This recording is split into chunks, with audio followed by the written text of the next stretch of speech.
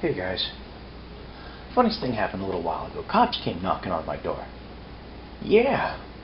Caught me a little off guard too. Apparently they got a noise complaint, probably about the people in the apartment next door. I told them, it's like, yeah, it's probably the people next door. I live by myself. I'm like, not me, man. Not me.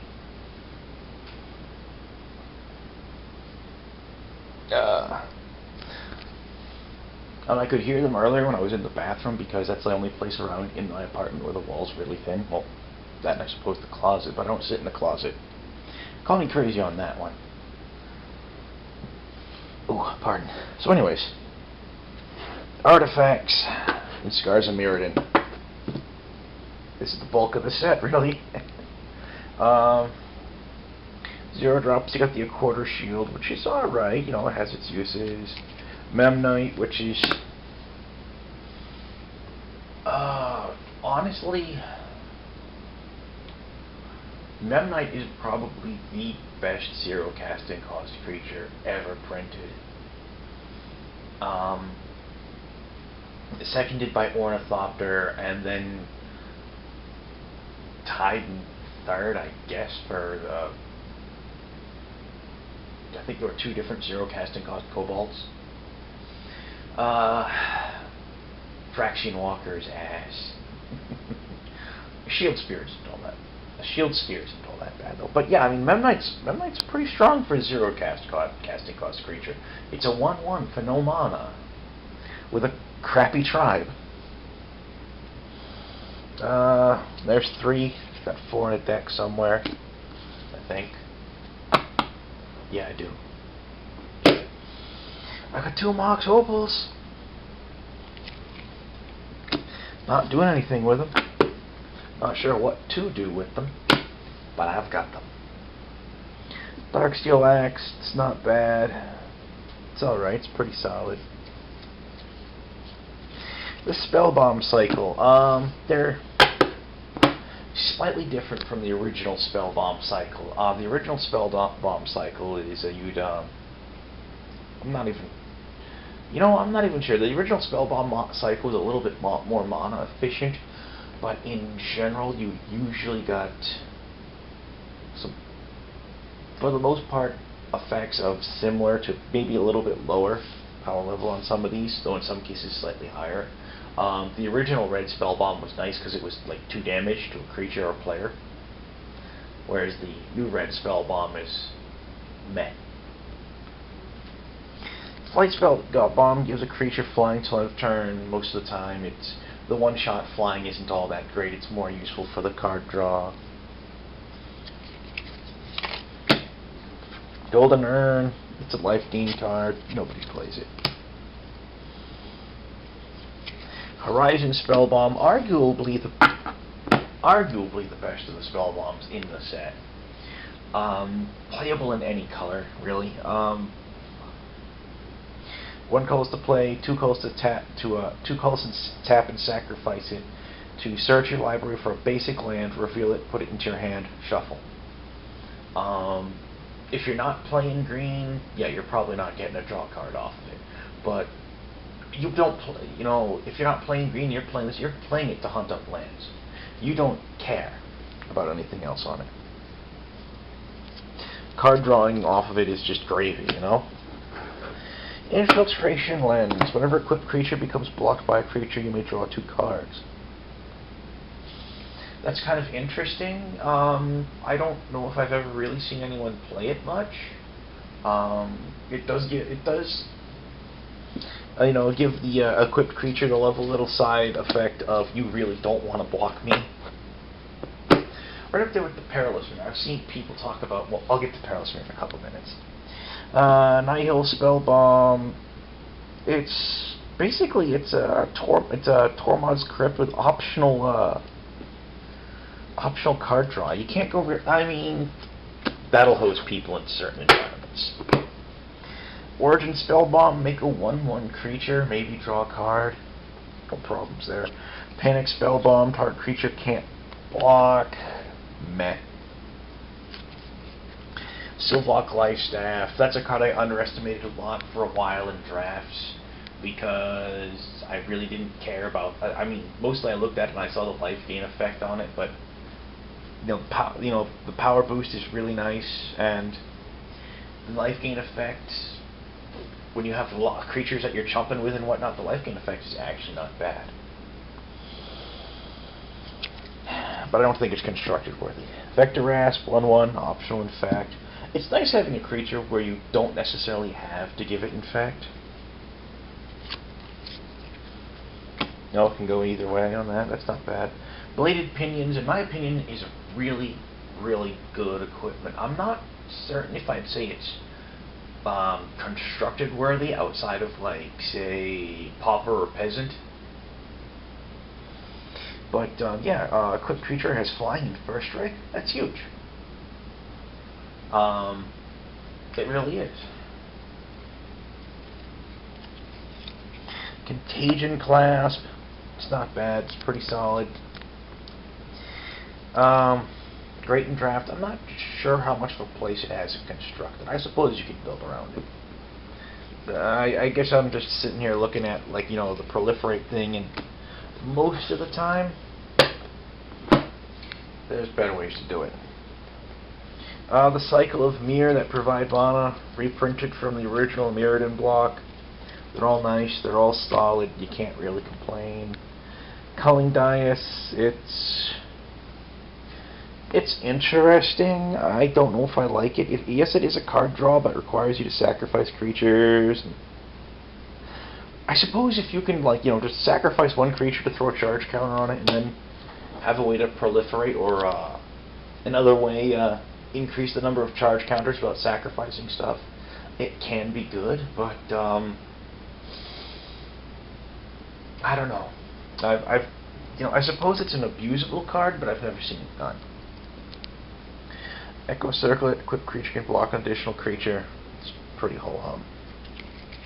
Glinthawk Idol is not bad.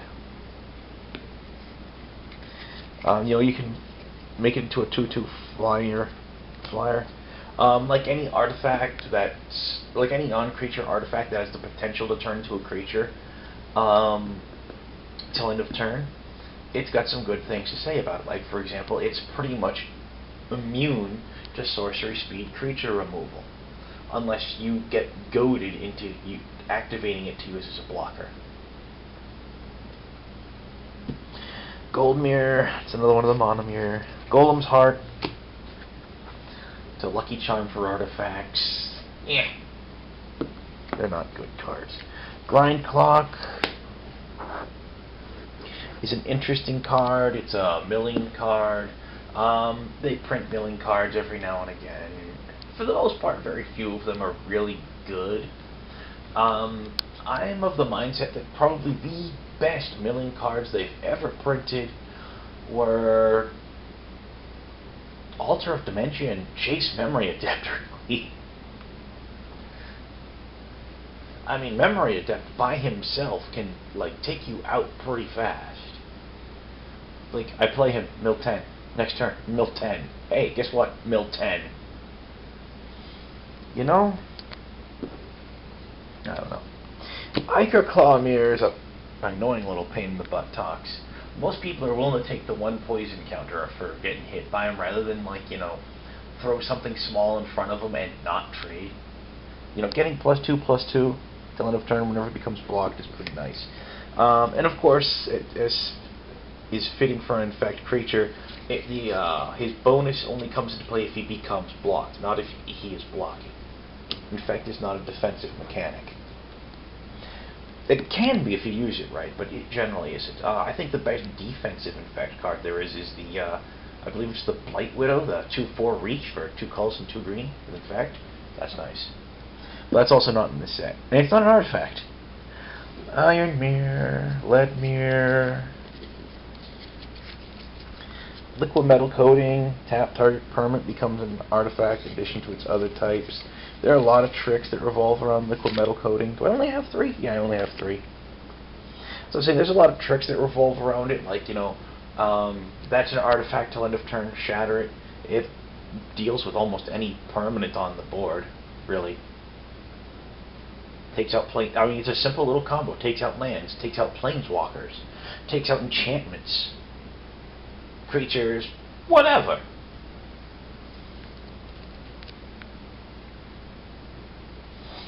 It's like, yeah, that's an artifact. Slice in twain. I draw a card. Good day. Good day, folks. Live Wire Lash. Equip creature gets +2/+0. And whenever this creature becomes the target of a spell, this creature deals 2 damage to the target creature or player. It's not bad. Not bad at all, really. Necropede. Necropede's a little pain in the buttocks. He's a 1/1 in fact that when he goes to the graveyard to put a -1/-1 count on a creature, he theoretically can and will take out 2/2s. Nim Deathmantle's a fun one. It's 2 colors, it's an artifact, it's 4 to suit a guy up. Equip creature gets +2/+2 intimidate and is a black zombie. Now, what's fun about that is, of course, that, you know, whenever a creature goes to your graveyard from play, a non-token creature goes to your graveyard from the battlefield, you may pay 4 colors. If you do, that creature comes back into play with the Death Mantle equipped to it.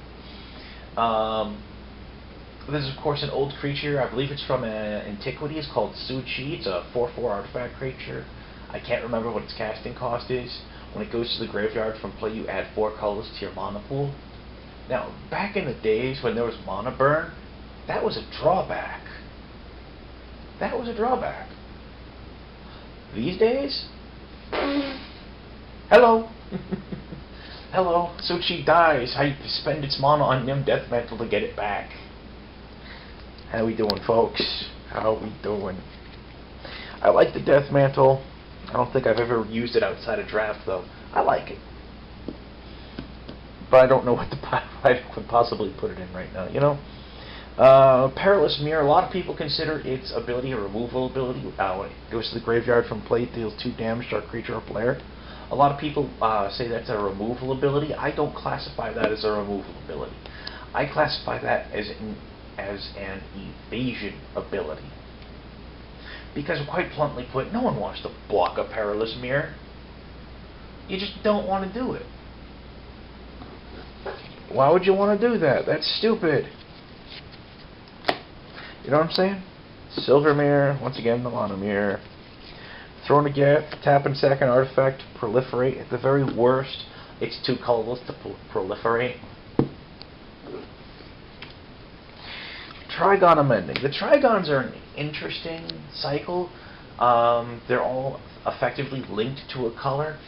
The Trigons are an interesting cycle because it's one of the few times where you see a cycle of cards where you have casting and activation costs that can at times vary wildly. And the number one reason why we have this is because Wizards decided at some point in the time that, hey, you know what? Well, let's not even make a cycle where everything's the same casting cost and blah, blah, blah, blah, blah. There's no reason why everything should mirror everything else. There's no reason for it. Let's just cost them appropriately and just throw the word Trigon on all of them and be done. Yeah, I'm not going to complain. The Trigon Amending is damage prevention. I'm sorry, no. Trigon Amending is just straight up life gain, which obviously makes it the worst of the Trigons. Sorry, guys. Trigon of Rage is nice. Gives a creature +3/+0 till end of turn. Even if you're not playing red, you play a Trigon of Rage if you can get your hands on it in a draft or in a sealed deck. Because Trigon of Rage is incredible. I'd also gladly use it in, I can't remember whether it's Pauper or Peasant that allows you to use up to 5 uncommons, but yeah. There you go. It's a good card. I'm not going to say it's constructed worthy because it probably isn't, but it's still good. Wall of Tanglecord. It's an 06 defender with reach if you pump green. It's a pain in the butt. I remember there There was a whoops, yes. There have been several whoopses over the years. Don't worry about that, guys. I remember at one point in a draft game, I'm playing an infect deck, and my opponent beats me 2-0, and he beats me. And both games, what happened is he got Wall of Tanglecourt out really early, turn 2 or 3, and he just stalled my infect long enough for him to get his big casting cost creatures on the board. Because it's got a respectable toughness, so it takes infect creatures 2 or 3 turns to whale their way through that, maybe longer. And every single time, you know, he pulled it off. He stalled long enough to get his meat, to get his beef on the board, and I couldn't stop the beef. These things happen. Replicas. Replicas are another cycle coming back. We had replicas in the original Mirrodin block.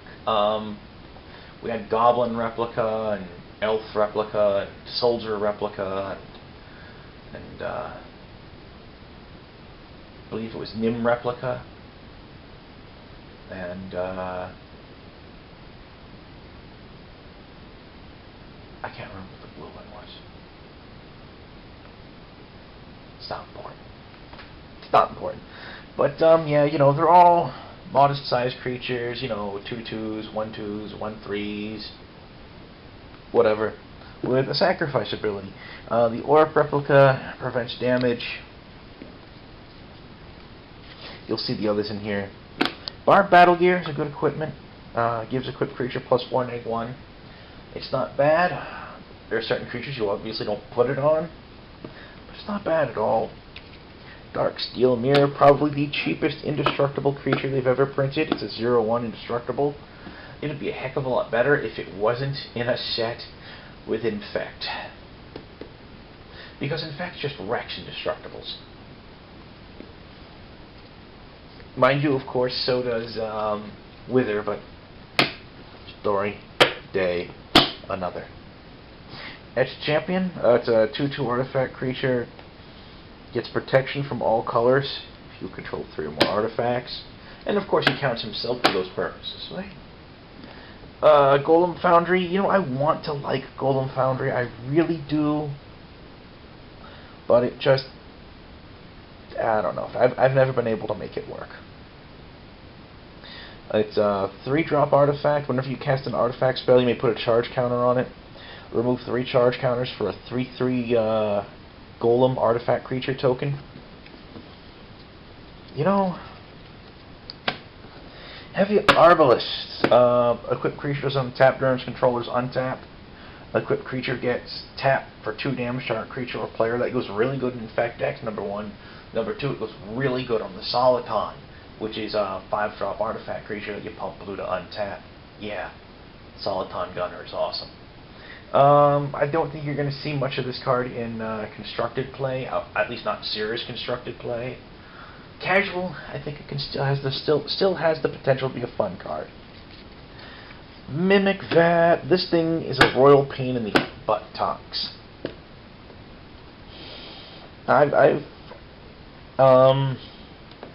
There's probably a good way, a really good way to break Mimic Vat, but as it is right now, I haven't really seen it done. And I own 2 Mimic Vats, and one's a shiny Vat. There's the Morph replica. He's a 2/2. You pay some on and sack him to draw 2 cards and lose 2 life. That's not bad. As another side note on it, the replicas are all less powerful now thanks to the removal of damage on the stack when they introduced the M series of core sets. It is what it is. Honestly, I'm still far more upset about the loss of Mana Burn. That's just me. Mirror Galvanizer. Other mirror get +1/+1. 1 colors and tap him to untap each other mirror. Yeah, Mirror Galvanizer and 2 Mirror Galvanizers and any mirror that provides mana. Well, a Mirror Galvanizer and either 2 mirror that provide mana or a single Palladium mirror, and you've got an infinite mana engine right there. Mirror Propagator, he's a 1/1 for 3. You pay 3 colors to put a token copy of himself on the board. One of the things that people don't quite realize when they first look at the card is, you know what, the token copy of him also has the 3 colors tap, put a token copy ability. Yeah. So for example, if you have one of this guy and 6 mana, it's like, blop, I make a token copy. Next turn, untap. Pay 3, tap them both, 2 token copies. Shazam. Mirror Reservoir. You get the idea there's a lot of mirror in this set? I don't know. Tap for 2 colors, spend only on to cast mirror spells or activate mirror abilities. 3 colors and tap, return target mirror from your graveyard to your hand. It's not bad. Oh, I got 2 of them. Decoragen Sensor comes into play with a couple of charge counters. Tap and remove a charge counter, target player loses 2 life. If you've got a way to increase the charge counters on it, it's not bad. Otherwise, it's kind of ho-hum. Not terribly fond of it. Neurock Replica, it's a 1/4. You sacrifice it to bounce something from play to owner's hand. Something. I believe it's a creature. Yes, it's a creature. Palladium Mirror. It's a mono mirror that taps for 2 colorless. It's also bigger than the other mono mirror. He's a 2/2. The others are 1/1s. But yeah, it's colorless mana. It's alright. I like it. That, and of course, whenever it comes up, it's like, hey, Tawny, Palladium to the chest. Painful way to die. You see, I've only got 1 of them in here. That's what I snagged 4 out. He's like my spare, I guess. I snagged out 4 for a deck I'm working on, that I've been working on for a while. Haven't completed it yet because it's one of those things you throw on a back burner. Blah, blah, blah, blah, blah. Let's try and get through the rest of this. Rustic, it's not bad. It's a 1/3. You may choose not to untap it during your untap. You pay 1 and tap it to tap target artifact, which doesn't untap on its controllers, which doesn't untap as long as Rustic remains tapped. Semblance Anvil is a card I don't really like. It's 3 colorless. So it hits the board. You remove a card in your hand from the game. Well, you exile it, and it's imprinted on Semblance Anvil. Every card that shares a type with the imprinted card has its casting cost reduced by 2. Quite bluntly put, I'm just not fond of Semblance Anvil. I'm really not. I wish I could like it, but I just can't. Stratus Skies. When it hits the board, search your library for a land card, exile it, then shuffle. Equipped creature gets +1/+1 for each land on the battlefield with the same name as the exiled card. This is a card that sits there and says, please play basic lands. It's an okay card. I'm not going to complain about it. I think it's rare mostly for draft purposes. I mean, other than that, I don't think it's going to see a lot of constructed play. Though it has the potential to be really nasty in monocolor decks. Strider Harness, it's 3 to play, so it's a little bit on the high side, in my opinion, for what it does. However, the equip cost and the benefits are pretty much right. Equip creature gets +1/+1 in haste, and it equips 1 colorless. It's not bad at all. It's really not.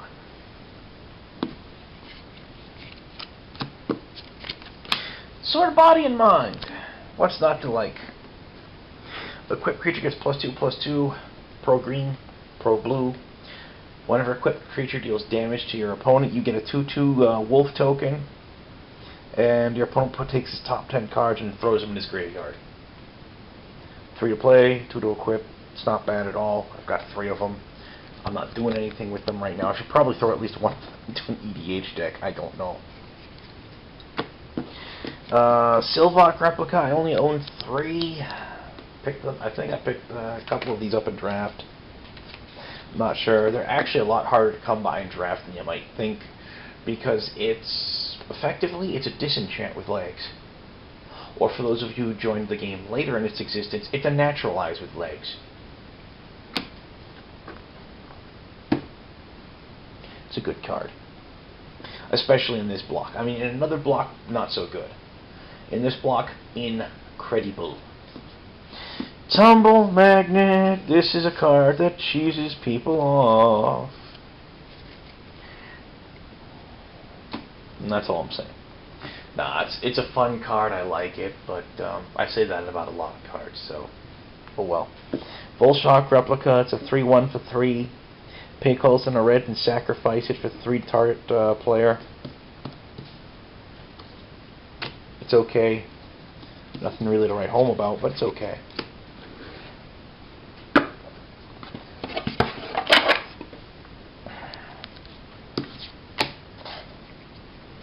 Here we've got the rest of them. Chrome Steed, it's a 2/2 for 4. Gets +2/+2 on Metalcraft. I honestly think it's overcosted for what it does. Though granted, it would probably be too powerful as a 3-drop. As a 4-drop, I think it just doesn't get enough on Metalcraft. If it had haste on Metalcraft as well, that would be okay. That would seriously be okay in my mind.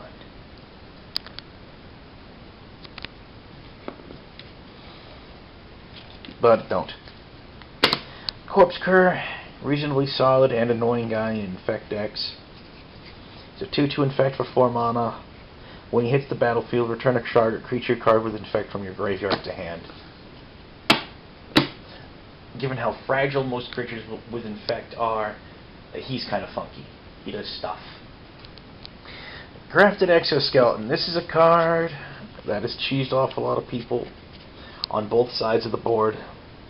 Equipped creature gets +2/+2, and in fact, whenever Exoskeleton becomes unattached from a permanent, sacrifice that permanent. Now, what's funny about that is, of course, the fact that it says permanent, not creature. So, for example, if you activated like a man-land or an artifact that turns into an artifact creature, and then equipped the Exoskeleton onto it, at end of turn, when it stopped being a creature and the Exoskeleton falls off, you have to sacrifice that permanent. Because it says, when it becomes unattached from a permanent, not a creature. Good sense, fun stuff. Prototype Portal. 4-colorless artifact. When it hits the board, exile an artifact from your hand. That artifact's imprinted on the portal. X and tap. Put a token copy of imprinted artifact into play. X is the imprinted card's mana cost.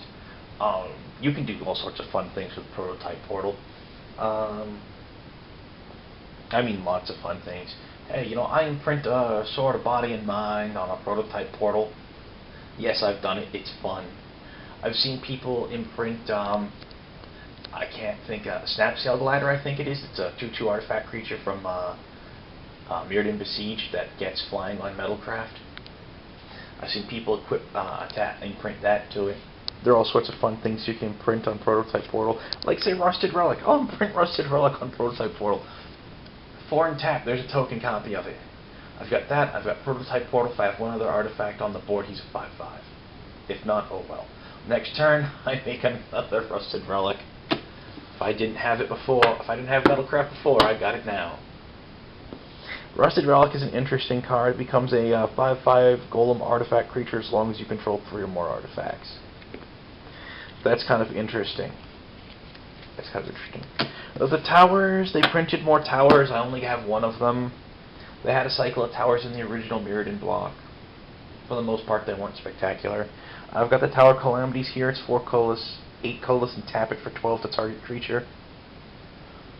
I don't know what to say about that. That will kill most of the creatures in the game. There are only a handful it won't kill. Mostly, like, you know, the indestructible ones and the Autochthon Worm and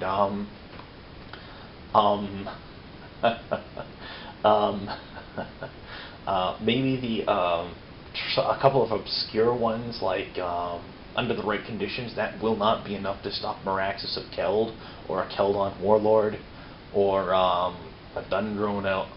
Dungrove is hexproof. Yeah, you can't target them anyway. Or Molimo, Maro Sorcerer, or Dakin Blackblade, blah blah blah blah blah, stuff like that. It also doesn't come anywhere near stopping the big furry monster. If you don't know what big furry monster is, look it up. You will be shocked, surprised, and a lot of other things. It's big furry monster. It's the only creature in the game which is so big that it won't fit on one card. Yes, I'm serious. Trigon of Corruption. Arguably the best Trigon. If not the best, tied for best. Puts neg1 counters on creatures. As I was saying, neg1 counters on creatures. If you're playing black, to be able to recharge it. Really nice. Not sure what happened there. I accidentally bumped I guess I accidentally bumped the button on the camera. It happens from time to time. You know it. I know it. I'm not going back and fixing it. I'm just going to throw it on the computer and splice it together. And poo happens. But anyway, yeah. Trigon of Corruption, nice. Clone Shell. I don't think I've ever seen anyone actually try to use Clone Shell. Hits the board. Look at the top 4 cards of your deck. Exile 1 face down. Put the rest on the bottom in order of your choice. Whenever the Clone Shell goes to the graveyard from battlefield, turn the exiled card face up. If it's a creature, put it onto the battlefield under your control. I don't know anyone who's ever used the damn thing. I really don't. Probably because for 5 mana, you're expecting something a little bit more awesome than that. Darksteel Juggernaut. Because he's the Juggernaut. Indestructible, power toughness equal to the number of artifacts you control. Attack speed, turn fable. Does stuff. What's not to like, right? The Golem Artisan. Excellent card in Limited. He's a 3/3 for 5. You pump 2 colors, target artifact creature gets +1/+1 until end of turn. Or you can pump 2 colors, target artifact creature gets your choice of flying, trample, or haste till end of turn.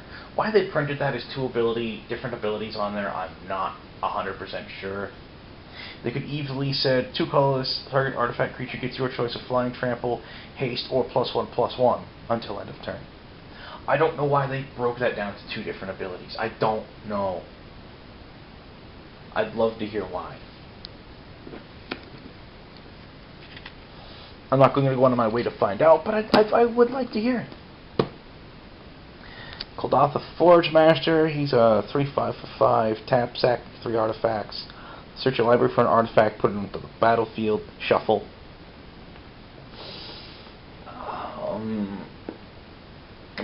Exchanging 3 for 1, kind of ho-hum. Plus, if you have 5 mana available, odds are you have better ways to hunt up an artifact and drop it on the board. I'm just saying. Precursor Golem, he's funky. He comes into play. You get a pair of 3/3 Golem tokens, and his other abilities. Whenever a spell targets a Golem, make a copy of that spell for each Golem it could possibly targeting each Golem, or something like that. I'm not even going to read the whole text of it. Basically, it's a card that if you build around him, you can do awesome stuff with him, but he's still incredibly vulnerable. Incredibly vulnerable. Speaking of Golems, Saber Golem, 4/2, optional first strike. It's okay. Yeah, I'll wait. Sultan, talked about this guy earlier. The ability to pump on and make him untap is really good if you have anything that gives him a useful tap ability.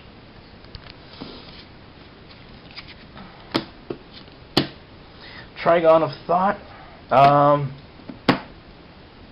It's good. It's a little bit high on the mana curve, though. That's the only part I don't like. 2 calls to draw a card is pretty cool, though 5 calls for the initial investment is kind of ho-hum. The limited number of charge counters on it is also kind of ho-hum, but it's not bad.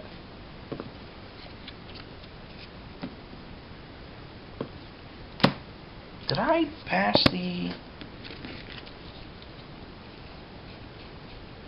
Yes, I did. I accidentally passed the Trigon of Infestation. Talking about Trigon of Infestation makes 1/1 green insects with Infect. That makes it kind of spiffy. I think it kind of ties with the Trigon of Corruption for best Trigon. But that's my opinion. Argentum Armor, or Make Your Own Eldrazi. Equipped creature gets +6/+6. Whenever equipped creature attacks, destroy target permanent, and it equips for 6. It comes dangerously close to having Annihilator. However, you choose what goes away. So that's kind of funky. 6 to play, 6 to equip. It's kind of high on the mana curve. Though I have to say, if you can find a way to just get it on the board, and you have something along the lines of, like, you know, the Pure Steel Paladin or the Brash Squire, just go for home. Swing for the fences. Darksteel Sentinel, 3/3 flash, vigilance, indestructible. That's a lot of. That's 3 keywords put on for 6 mana, thrown onto slapped onto a 3/3 body. He will annoy people. He will annoy the hell out of people. He's okay. I'm not going to say he's great, but he's okay. Mindslaver, it's a reprint from the, if I recall correctly, from the original Mirrodin. Bumped up to Mythic Rare. Wormcoil Engine, I actually need to pull this one out and replace a card in a deck. I'll have to remember to do that later. Mere Battlesphere. Coincidentally, the Wormcoil, yes, is ridiculous. It's a 6/6 Death Touch lifelink for 6 mana, and when it goes to the graveyard from play, you get a pair of 3/3 token creatures, one with lifelink, one with Death Touch. That's nutty. Mere Battlesphere, it's a 4/7. Hits the board, you put 4 1/1 colorless mirror tokens on the board. When it attacks, when we tap X, untap mirror you control to give it +X/+0 until end of turn, and it deals X damage to defending player. That's funk. That's a lot of funk. Razorfield Thresher, it's 1 more mana than a Crawlworm for an artifact Crawlworm. And of course, we've already come to the conclusion that Crawlworm is behind the mana curve because we've got Yamamaya Worm for the exact same mana cost, with the exact same power toughness, and with Trample. So, Razorfield Thresher does not impress me. It's right up there with Savitri Scarzum. For those who don't know, look it up. Savitri Scarzum is an overcosted Crawlworm. That's also a legend. Whoop-dee-dee. Platinum Empyrean, he's an 8/8, your life total can't change. You can't pay life, you can't lose life, you can't gain life. He's interesting. Don't know what I think of him, though. Shimmark Mass can be a pain in the buttocks. It's interesting. Has a casting cost of X. Comes into play with X charge counters. You pay 1 to turn him into an XX creature till end of turn. Kid science, fun stuff. If you have some way to proliferate or manipulate charge counters, blah blah blah blah blah, he gets funky. Alright, I'm gonna see about splicing the 2 bits of video together and get this posted on YouTube, and that'll probably take. And this probably isn't hitting the message boards till after midnight my time, which is irksome. I'm tired of that. I'm so damn tired of that. So tomorrow, since we're done with Scars of Mirrodin. Tomorrow we're moving on to Besieged. Yeah, it's gonna be a pain in my buttocks. Alrighty. Catch you later, kids.